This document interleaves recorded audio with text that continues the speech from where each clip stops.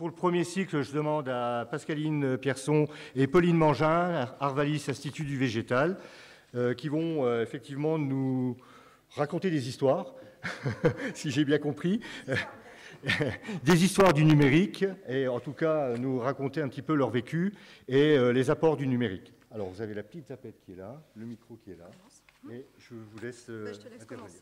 Voilà, merci.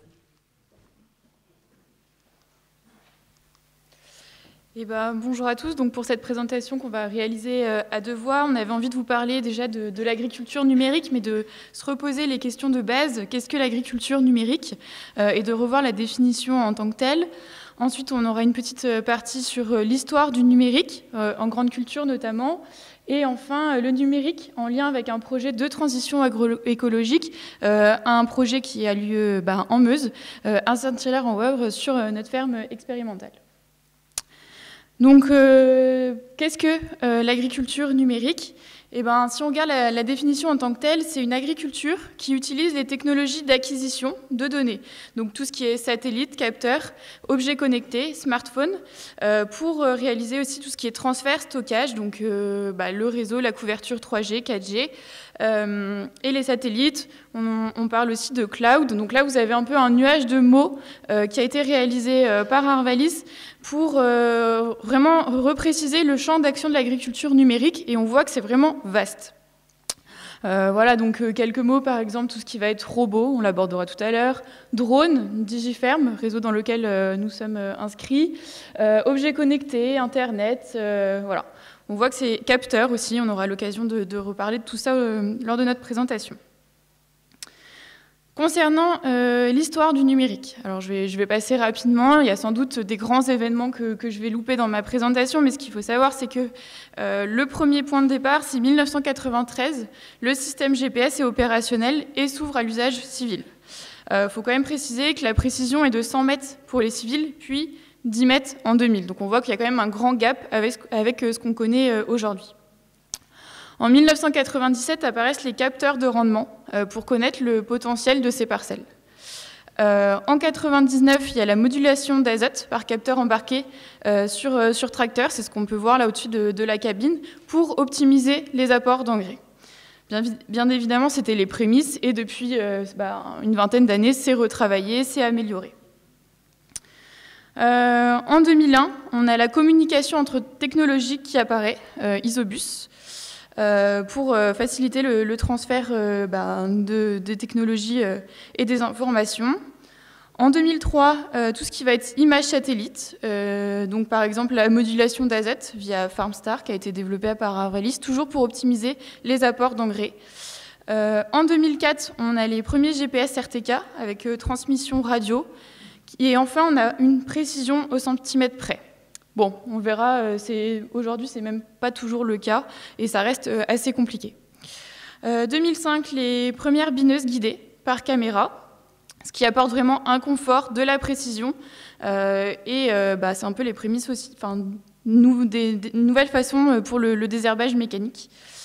2007, tout ce qui va être caractérisation pédologique intraparcellaire, donc la cartographie vraiment fine des parcelles pour connaître au mieux les parcelles, leur potentiel. En parallèle, en 2008, tout ce qui va être coupure de tronçons et également le développement d'outils d'aide à la décision, notamment pour le suivi maladie des céréales, par exemple la septoriose sur blé avec le modèle Septolis qui a été développé par Arvalis. Donc on est toujours dans l'optimisation de l'application, intervenir au bon moment et à la bonne dose. Pour continuer jusqu'à aujourd'hui, 2013, les coupures de rang de semoirs pour faciliter tout ce qui va être fourrière. En 2014, on a les premiers robots en maraîchage qui apparaissent. Donc vous le voyez sur les photos, ils sont nombreux et pareil, on reviendra sur ceux qu'on a pu tester, en tout cas sur la Digiferm. Et on voit qu'on a ensuite un gros boom de tout ce qui va être explosion, capteurs, vecteurs, stations connectées, robots, automatisation, qu'on a pu également tester. On a en 2021 tout ce qui va être démocratisation de l'intelligence artificielle. Pareil, j'aurai l'occasion de vous présenter un exemple tout à l'heure avec la reconnaissance d'Adventis. Et enfin, en 2022, les premiers tracteurs autonomes aux États-Unis. bon, bah, vous l'aurez compris, il y a encore beaucoup de perspectives sur tout ce qui est histoire du numérique. C'est des choses qui avancent très très vite en très peu d'années. Merci Pauline, c'est vrai que c'était rapide comme présentation, mais moi je suis toujours impressionnée de voir comme ça a pu évoluer en très peu de temps. Se souvenir aussi que les premiers GPS, finalement, ça fait plus de 20 ans, et pour autant, c'est pas encore forcément complètement démocratisé dans les fermes, donc ça prouve qu'on a encore du travail à faire. Je suis un peu impressionnée par la lumière. C'est vrai qu'on a l'impression d'être au Festival de Cannes, hein, donc si je ferme les yeux, ne m'en voulez pas. Donc après ma collègue Pauline, donc moi je m'appelle Pascaline Pierson, je suis ingénieure régionale Arvalis et je suis responsable de la station de Saint-Hilaire en Wavre. Donc c'est vrai qu'on n'est pas très loin d'ici. On voulait, après cette séquence un petit peu générale pour montrer tout ce qui a pu être fait, et en plus il manque peut-être aussi l'élevage dans tout ça, parce qu'on a coutume de dire que le numérique c'est d'ailleurs déjà bien développé dans l'élevage avant que de se développer aussi dans les grandes cultures, et il est plus rapidement passé aussi dans les habitudes, je pense, par rapport aux services qu'il pouvait rendre. Donc après cette grande fresque assez générale, on voulait vous donner un petit exemple concret de ce qui se fait, de ce qui peut se faire, pas très loin de chez vous, hein, puisque c'est à Saint-Hilaire, et notamment donc, sur la station Arvalis, la station d'expérimentation de Saint-Hilaire en Wavre. Alors, avant que de vous parler de ce qu'on y fait, je voulais vous planter quand même le décor, puisque finalement, cette station, on peut considérer que c'est un terrain de jeu grandeur nature. Hein. C'est une ferme, elle fait 130 hectares, la moitié en herbe, la moitié en grande culture. Vous voyez qu'on a... C'est le bouton rouge, hein ? Ouais. On a 3 ateliers, finalement, des grandes cultures, alors avec des systèmes de culture à base de colza, de blé, de maïs. On met un petit peu de pois de printemps, du lentilles, du lin, voilà, en fonction des opportunités. De la prairie temporaire également. Donc ça, c'est le premier atelier, j'allais dire l'atelier grande culture. Pour valoriser toute notre herbe, un troupeau de 50 vaches allaitantes en système naisseur-engraisseur. Et pour finir, un atelier d'engraissement de jeunes bovins de 170 places. Pourquoi je vous dis tout ça? C'est parce que finalement, moi, je considère que notre terrain de jeu, il porte sur ces 3 ateliers, et dans les technologies qu'on va choisir de tester, finalement, il y en a quasiment pour tout le monde, hein, dans ce qu'on peut travailler. Donc on n'est pas que grande culture, finalement, dans les innovations qui peuvent être travaillées. Voilà, le décor est planté. Maintenant, ce que je voulais vous dire également, c'est que dans les réflexions qu'on va pouvoir avoir aujourd'hui, c'est vraiment de se dire que ce n'est pas le numérique pour le numérique, ce n'est pas les robots pour les robots. On a vraiment, et je pense que c'est important, cette volonté de se fixer un projet et de se dire, par rapport à ce projet, comment est-ce que ces nouvelles technologies peuvent nous aider ? C'est ce qu'on a essayé de faire sur la station de Saint-Hilaire. Vous voyez, globalement, sur notre ferme, on a fait le choix d'engager une transition agroécologique. Vous allez dire, c'est un bien grand mot, mais finalement, de mettre en œuvre des nouvelles pratiques, de changer nos systèmes de culture, de diversifier les cultures, de diversifier les rations de nos jeunes bovins, par exemple. Et quand on évalue tout ça, on se rend compte que ça peut être performant, hein, ce type de système. Simplement, c'est beaucoup plus complexe à conduire pour un agriculteur. Et face à ce constat, c'est là où on s'est dit, mais est-ce que les nouvelles technologies, elles ne peuvent pas nous aider finalement à piloter ces systèmes et à prendre les bonnes décisions? Donc on va effectivement peut-être parler robots, mais pas que. Moi, j'ai toujours dans cette idée aussi que les nouvelles technologies demain, elles peuvent nous aider à discuter, à échanger directement avec notre outil de production, c'est-à-dire soit avec nos animaux, quand on va parler de monitoring, soit avec nos cultures, quand on fait de la modulation basse plante, par exemple. Ce qui fait que dans le projet finalement Saint-Hilaire, vous voyez que là-bas, c'est effectivement cette ferme en transition agroécologique. On a mis en place des leviers, des pratiques, on essaye de faire bouger un petit peu les choses, j'y reviendrai, en jouant beaucoup sur la complémentarité, si on a la chance d'être, je dis bien la chance, d'être dans un système de polyculture élevage, donc en essayant de jouer sur cette complémentarité entre les différents ateliers. Et dans tout ça, je vous l'ai dit, le numérique, c'est un petit peu le 3e volet, celui qui n'existe pas seul et qui vient en complément des autres, c'est-à-dire en quoi les innovations technologiques peuvent nous aider à mettre en place ce système qu'on a souhaité en transition agroécologique. Bon, voilà, je dirais, pour les grandes lignes, mais je trouve que c'est important toujours de repositionner ce numérique dans des projets plus vastes. Labellisé, du coup, DigiFerme, en 2016 déjà, hein, ça fait déjà un petit peu de temps, c'est pour ça qu'on a eu le temps de travailler 2-3 petites choses, hein, vous allez voir juste après. Je repasse volontiers la parole à Pauline, qui est responsable de la Digiferm de Saint-Hilaire, pour qu'elle vous explique ce que c'est qu'une Digiferm. Donc il faut savoir que des Digiferm, il y en a un petit peu partout en France, c'est un réseau. Et en fait, notre rôle, c'est de travailler déjà, d'une part, avec tout ce qui va être industrie du numérique, donc des startups ou des entreprises de plus grosse taille, donc qui sont plutôt en phase de R&D. Et là, en fait, dans notre rôle, ça va être de la co-innovation, de l'évaluation. On va leur mettre, en fait, notre ferme comme terrain de jeu pour vraiment tester leurs nouvelles technologies. On pourra aussi avoir un retour, leur faire un retour utilisateur par rapport à ce qu'on aura pu percevoir. Leur apporter aussi toutes nos compétences en interne. Donc, c'est vraiment notre rôle, là, en tant que Digiferm sur Saint-Hilaire. Et ensuite, vient en second plan tout ce qui va être réseau d'acteurs agricoles et régionaux. Alors par exemple, ça peut être de la transmission, de la co-expérimentation avec des organismes agricoles, par exemple des chambres d'agriculture, des coopératives. On a aussi l'occasion d'échanger avec les pouvoirs publics et également la région Grand Est qui nous finance. Et enfin, je dirais quand même l'acteur qui nous intéresse le plus, évidemment, c'est l'agriculteur, où là, on va transmettre nos références, nos résultats pour l'accompagner. Donc le rôle des Digiferm, c'est vraiment évaluer, identifier et co-construire les nouvelles technologies pour améliorer les performances économiques, techniques, environnementales des fermes en France. Donc vous voyez que là, on est complètement finalement dans le rôle d'Arvalis, de pouvoir s'approprier des technologies qui sont dimensionnés ou pas à l'échelle des grandes cultures. Vous allez voir dans les premiers robots qu'on a pu tester, pour se faire un petit peu la main, c'était effectivement des robots issus du maraîchage. Pour autant, ça nous a permis un petit peu de comprendre ce qu'on pourrait en faire, de réfléchir, on y reviendra tout à l'heure éventuellement, à un cahier des charges, de qu'est-ce qu'on voudrait finalement pour un robot qui pourrait être positionné et utilisé en grande culture. Donc ça, je dirais, c'est un peu des prototypes, c'est-à-dire on les teste, on les évalue, mais on sait qu'ils n'iront pas forcément dans les fermes demain. Ça fait complètement partie de notre rôle. Ce qui était intéressant dans la frise que tu nous as présentée, c'est qu'on a dépassé ce stade, et je pense que cette journée, elle est très intéressante pour ça. On a dépassé de stade on joue avec des robots de maraîchage, tout en sachant qu'ils n'iront pas dans notre grande parcelle. On sent que vraiment, ça bouge aussi au niveau des constructeurs, donc ça, c'est intéressant. Donc le rôle d'Arvalis, il est vraiment, effectivement, il est là, c'est d'évaluer, c'est de tester et de pouvoir donner aux agriculteurs et à leurs conseillers un petit peu des clés d'utilisation et de faire aussi, on en parlera rapidement tout à l'heure, mais de l'évaluation de ces technologies.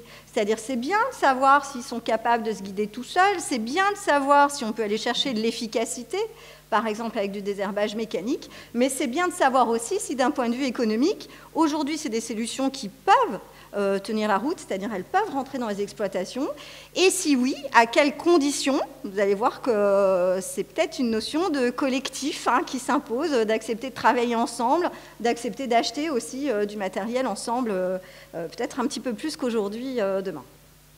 Voilà. Allez, je vous ai promis de rentrer dans le vif du sujet. Donc vous aurez compris que pour nous, le numérique, il devait nous rendre des services. Donc quand on s'est positionné, alors on parle de Saint-Hilaire, mais pas que, on pourrait réfléchir à l'échelle de la Lorraine, on s'est dit, mais globalement, quelles sont les problématiques de nos systèmes de grande culture? Et puis on en a trouvé plusieurs, il suffit de se promener dans la plaine pour se dire que le premier, finalement, il est là. Effectivement, c'est le désherbage. C'est l'alternative au désherbage chimique, c'est le complément au désherbage chimique, j'y reviendrai tout à l'heure. Et donc effectivement, là, on a commencé assez rapidement à travailler sur le désherbage mécanique, robotisé. Bon, je ne vais pas rentrer dans le détail parce que j'y reviendrai tout à l'heure. Et c'est encore un sujet vraiment qui nous, j'allais dire, qui nous passionne aujourd'hui, en se disant, mais les robots, voilà, hier on pouvait passer un petit coup de bineuse, peut-être que demain on pourra à la fois semer, biner, passer la RC-tri et faire beaucoup plus de choses avec ces robots-là. On a travaillé le désherbage électrique, je l'ai mis entre parenthèses, puisque j'allais dire on n'est pas vraiment dans les nouvelles technologies avec ce désherbage électrique, sauf qu'à un moment donné, on s'était posé la question de le coupler avec des capteurs qui auraient pu être à l'avant du tracteur, qui auraient pu reconnaître si on était... Voilà, si c'était des dicotes, si c'était des graminées. Ouais, je ne peux pas me mettre derrière, sinon les gens ne me voient pas. Je prends le micro. Vous m'entendez bien quand même ? Super. Bon, alors je reste dans le micro, mais je suis obligée de me mettre sur la pointe des pieds. Bref, c'est pas grave. Donc, je disais le désherbage électrique, sauf si on avait des capteurs à l'avant qui auraient permis de réguler finalement la puissance, le niveau finalement d'électricité à envoyer pour détruire les couverts ou les adventices. La détection d'adventices, pulvérisation ciblée, ça on est en plein dedans et on vous en parlera tout à l'heure. Alors, on reste sur de la chimie aujourd'hui, mais ce qui est intéressant, c'est que c'est peut-être des technologies demain qui nous permettront de garder des matières actives, qui permettent de répondre aussi à une demande type éco-phyto de réduire le recours à des produits phytosanitaires, et notamment à des herbicides, en ne les appliquant que là où c'est absolument nécessaire. Et puis, alors la précision de positionnement dans une parcelle, elle pourrait quasiment aller partout. Tu l'as évoqué rapidement, on a des systèmes de guidage GPS, on est aux 10 cm près, 5 cm près, voire 1 ou 2 cm près quand on prend un abonnement type RTK. Vous voyez que par exemple, quand vous avez une proposition d'un réseau mis à disposition gratuitement, type Centipede, finalement, ça c'est un sujet qui nous intéresse et c'est un sujet sur lequel on va mettre en place des expérimentations pour pouvoir dire aux agriculteurs, ok, vous pouvez y aller, ce système, on vous valide qu'il est précis, et si oui, à quel niveau de précision. N'oublions pas les fourrages et l'élevage. Je l'ai dit, il y a quand même beaucoup plus avancé presque d'un point de vue numérique que les grandes cultures. Donc nous, on a commencé par s'intéresser au niveau de l'élevage sur tout ce qui était monitoring sur les animaux. Alors, c'est vrai que c'est proposé dans le commerce, mais finalement, ce qui peut être intéressant, de se dire, est-ce que c'est fiable? Est-ce que ça marche? Quand j'ai une alerte de détection de vélage, est-ce qu'elle est juste? Est-ce qu'elle était à 6 heures, 12 heures, 24 heures? Enfin, voilà, ça, c'est des choses qu'on s'amuse quand même à regarder, y compris sur des technologies qui sont déjà commercialisées dans les fermes. Plus connecté, parce qu'on s'intéressait beaucoup aussi au suivi de température. Vous savez, quand vous avez un atelier d'engraissement et que vous avez des jeunes bovins qui arrivent d'un peu partout, il y a un protocole sanitaire quand même à appliquer et c'est intéressant quand même de surveiller les animaux qui commencent à monter en température. Donc ça, vous voyez, on considère que ça pouvait vraiment nous rendre service. Sur notre troupeau de vaches allaitantes, on fait du pâturage tournant et on s'est dit, tiens, si on pouvait utiliser des clôtures virtuelles plutôt que des clôtures physiques pour passer un petit peu moins de temps à les déplacer. Voilà, ça c'est aussi une thématique qui nous intéresse tout particulièrement. Au niveau des fourrages, il faut savoir que les capteurs peuvent aussi nous rendre service quand on fait de l'ensilage de maïs, d'avoir des capteurs qui nous renseignent, ne serait-ce que sur la matière sèche. Ce serait déjà assez intéressant, voire sur d'autres critères. Donc ça, c'est des choses qu'on a pu travailler aussi. Sur le sol et les ressources, ce qui était intéressant, c'était de connaître, en fait, sur quelle base on pouvait moduler. Vous avez vu que la modulation intraparcellaire, c'est pas nouveau. On a des capteurs de rendement, ça a commencé comme ça. Nous, notre idée aujourd'hui, c'est d'avoir une base de modulation qui soit vraiment celle du sol. Et comme on est en plein dans le changement climatique, finalement, ce qui nous intéresse aujourd'hui, c'est peut-être pas la biomasse du blé. On l'a vu, le pilotage de l'azote type Farmstar ou par satellite, tout ça, c'est connu aujourd'hui. Ce qu'on aimerait nous travailler pour demain, c'est comment est-ce que je module un mélange de variétés, par exemple, sur la base de la réserve utile d'un sol. C'est-à-dire de l'offre en eau que le sol va pouvoir apporter. Et puis, on met en parallèle le choix de mélanges variétaux, non pas pour lutter contre les maladies, mais en changeant de précocité, par exemple, en se disant, s'il fait sec au mois de juin, il y en a peut-être certaines qui se comporteront mieux que d'autres. Voilà. Et puis pilotage effectivement dynamique de la fertilisation azotée, parce qu'on a un outil qui permet de le faire en suivant les indices de nutrition azotée grâce à un modèle. Or, les modèles sont ce qu'ils sont et c'est toujours très intéressant de les recaler en culture pour s'assurer que le modèle n'a pas complètement dérapé. Voilà. Lutte contre les bioagresseurs, aujourd'hui c'est essentiellement des pièges connectés. Mais vous voyez, quand il y a un piège comme Iglic qui nous dit vous n'êtes pas plus obligé d'aller vous mettre à quatre pattes dans les champs pour voir s'il y a des pucerons, des cicadelles. Bon, ça nous intéresse. Et donc finalement, on prend ces pièges et j'allais dire, non seulement on les met au champ, mais on va vérifier l'information donnée par le piège avec ce que nous, on va être capable de mesurer. Donc vous voyez, c'est déjà la première chose, c'est est-ce que la promesse produit, elle est respectée, est-ce que effectivement c'est fiable. Aujourd'hui, on teste plutôt un produit, même si on n'a pas beaucoup en ce moment, mais pour les limaces, suivre effectivement les populations de limaces, qui sont quand même une vraie problématique en Lorraine. Ça s'appelle le Limacapt. Voilà. Bon, et puis je vais avancer parce que sinon on n'aura pas le temps de finir. Bon, tout ce qui est prise de décision, je vous l'ai dit, mais aujourd'hui, le premier outil de prise de décision pour un agriculteur, quasiment, c'est son smartphone. Donc ça ouvre quand même plein de possibilités au niveau des différentes applications. La dernière, de manière très concrète, qu'on aurait souhaité utiliser, c'est une application qui vous donne le cheminement optimum pour aller ramasser vos bottes, par exemple. Oui, il vous calcule finalement comment vous pouvez aller le plus vite pour ramasser les bottes de foin dans les champs. Donc ça, c'est intéressant quand même si au début on se dit, tiens, c'est du gadget. Non, moi je pense que ça peut rendre service.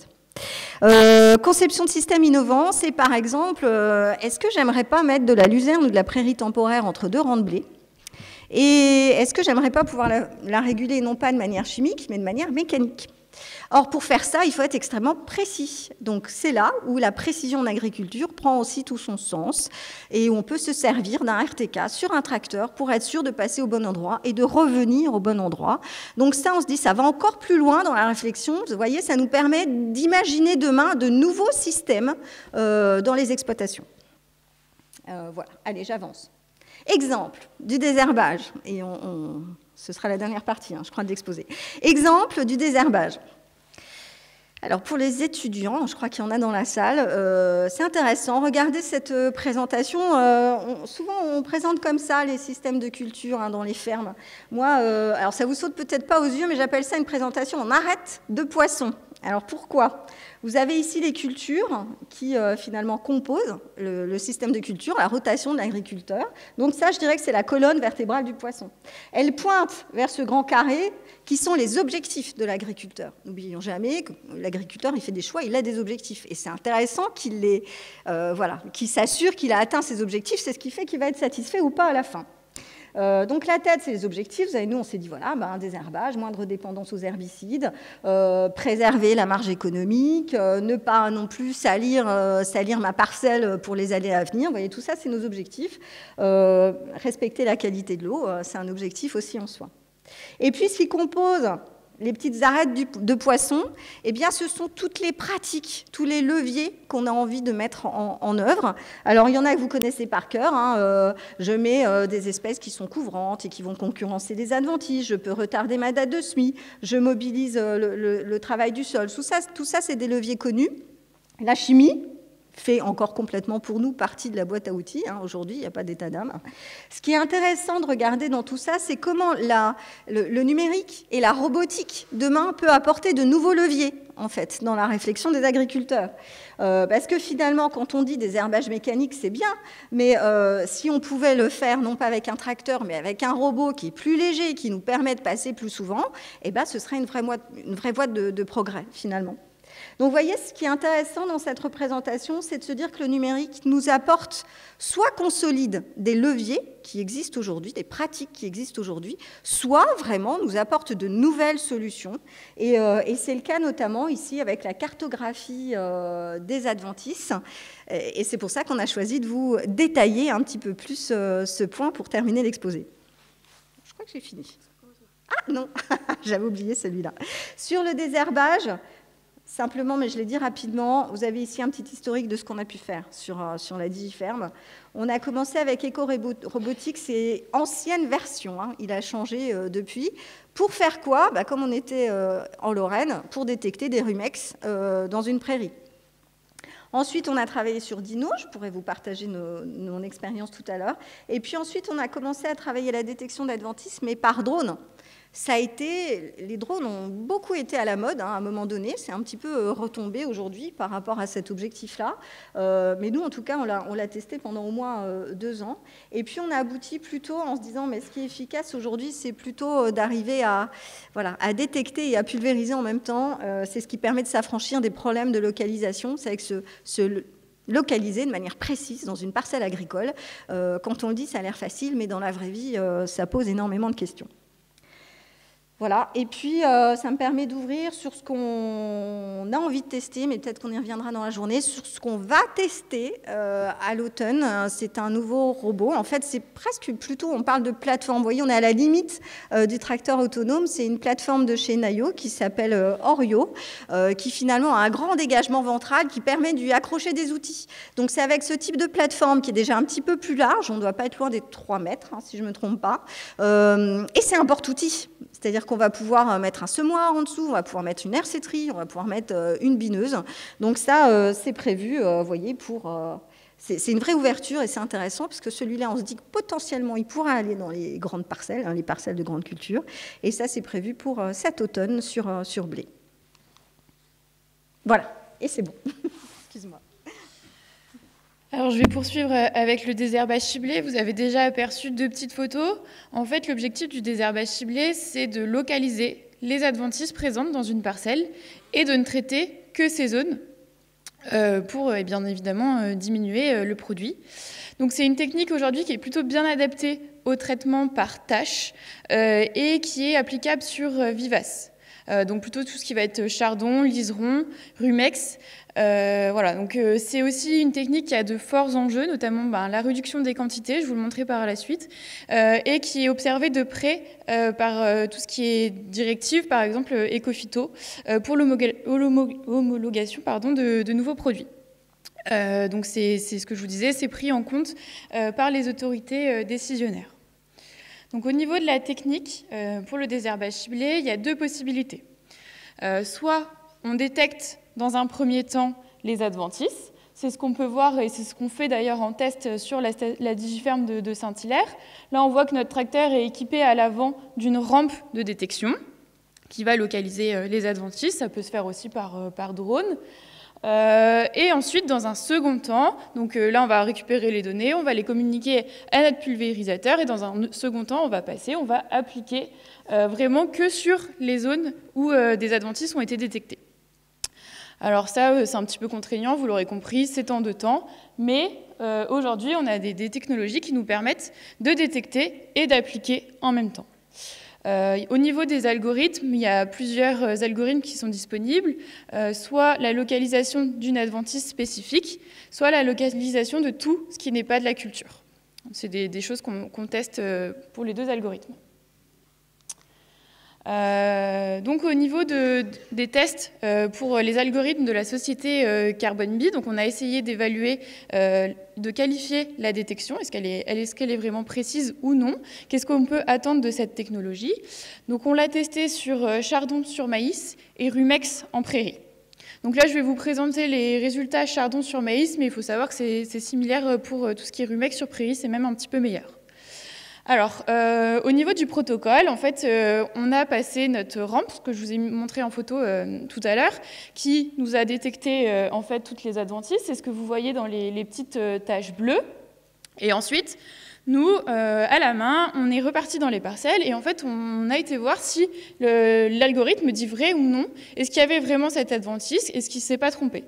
Donc, au niveau des résultats, on a quand même 80% de bonne détection. On a 29% d'adventices qui ont été détectés par capteur et ça a pu être confirmé sur le terrain. Pareil, 50%, il n'y avait pas d'adventices détectés par capteur. Pareil, on a pu valider ça, il n'y avait vraiment pas d'adventices sur le terrain. Il y a 42 points qui ont été identifiés comme des adventices par le capteur, mais en fait, il n'y avait pas d'adventices sur le terrain. Donc, c'est ce qu'on appelle des faux positifs. C'est ce que vous voyez ici. Adventices détectés par capteur, 21%. On n'a pas pu le confirmer. Pour autant, ça reste assez sécuritaire et j'ai envie de dire ça va plutôt dans le bon sens. Et enfin, on a 0,5%, donc pas d'adventices détectés par le capteur. Pourtant, quand on a été sur le terrain, on a pu voir une adventice. Donc en fait, on a une seule adventice qui a été oubliée sur 200 points, ce qui reste quand même très très correct.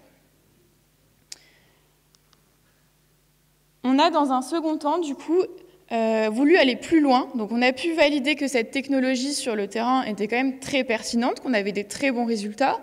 Et donc on a fait une évaluation multicritère via un outil qu'on a en interne, Sister, qui nous donne des résultats au niveau de différents indicateurs comme par exemple le temps de travail, tout ce qui va être économique, marge, IFT.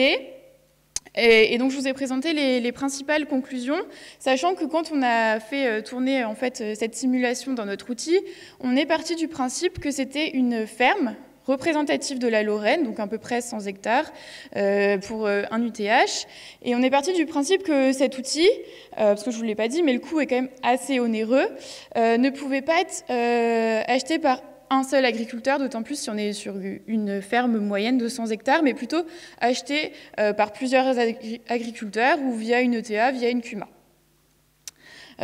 Donc au niveau des résultats, de manière générale au niveau de cette technique, on a pu voir qu'on a quand même un potentiel de réduction des produits phytosanitaires qui est élevé en surface traitée. Donc c'est une technique qui est intéressante agronomiquement sur Adventis. Ce développement en tas, je l'ai dit, c'est plutôt tout ce qui est vivace. Et on a une rentabilité qui est assurée des 50% de surface traitée dans les parcelles. Puisque en fait, je vous l'ai dit, c'est quand même une technique qui est assez onéreuse. Ça a un surcoût environ de 84 000 € pour cette technique de désherbage. C'était les prix qui nous ont été communiqués il y a quelques années. Ça a peut-être un peu évolué. Au niveau des indicateurs économiques, c'est un choix judicieux du mode de propriété. C'est ce que je vous ai dit, ça sera adapté au cas par cas, mais nous, on l'imagine plutôt achat en commun, en CUMA, en ETA. Et on a quand même des économies qui sont engendrées par les réductions des herbicides utilisés, puisque dans les tests qu'on a pu faire au niveau de nos parcelles, on réduisait près de 80% les produits phytosanitaires. Et c'était des parcelles représentatives, j'ai envie de dire, au niveau salissement.